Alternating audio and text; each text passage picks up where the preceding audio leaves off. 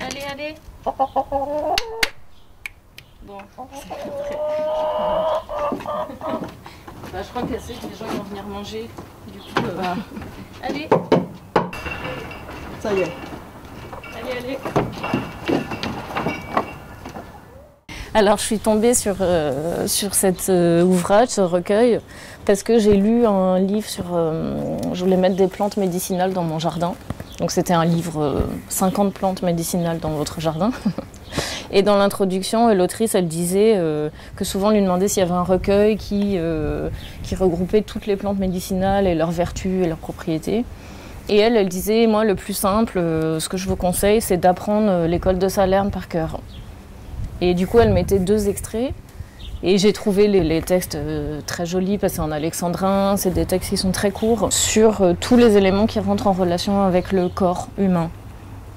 Donc la nourriture, les boissons, mais aussi les saisons, la température, les maladies, l'amour, les bains, etc. Et quand j'ai découvert ces poèmes, au début je me suis dit que ce serait peut-être juste l'occasion de les mettre en musique et de faire des chansons sans que ça devienne un vrai projet, entre guillemets.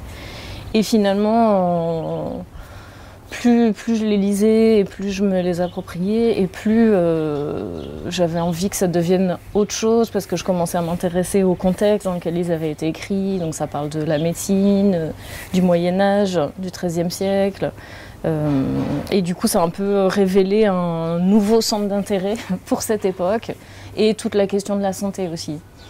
Qu'est-ce que ça veut dire aujourd'hui d'être en bonne ou en mauvaise santé, et qu'est-ce que ça veut dire au XIIIe siècle, et c'est pas la même chose. J'ai l'impression qu'aujourd'hui on est plus dans quelque chose une stabilité. On va imaginer que si on mange bien, que si on fait du sport, que si on fait tout ce qui est en notre pouvoir pour avoir un corps fort et sain, il va rien nous arriver.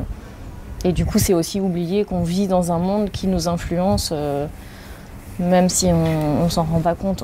Tout est toujours en relation avec le corps, ou le corps est toujours en relation avec le monde qui l'entoure. Comme c'est un texte qui est étranger à nous, on s'est dit qu'une manière de le faire entendre, et quelque part de se le réapproprier, mais aussi d'affirmer que c'est quelque chose qui est étrange, c'était de les chanter. Et du coup, on est 3, on est aussi trois corps de femmes, parce que souvent l'histoire elle est racontée par les corps des hommes.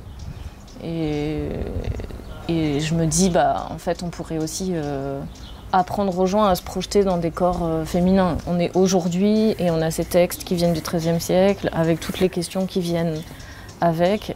Et du coup, d'aujourd'hui, comment on transmet ça? La question, c'est...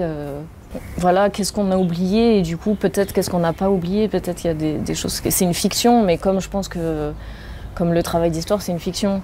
Donc il y a ça que je trouve qui est assez beau aussi, où on pourra jamais vérifier, mais par contre, on peut pousser notre imaginaire un peu plus loin.